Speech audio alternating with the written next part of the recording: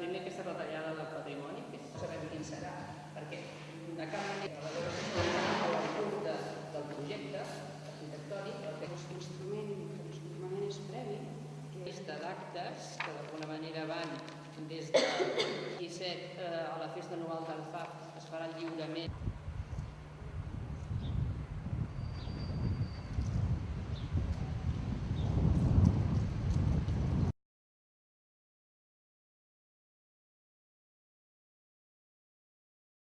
El Poble Nou, el 22 arroba i totes les actuacions urbanístiques no va al mateix ritme.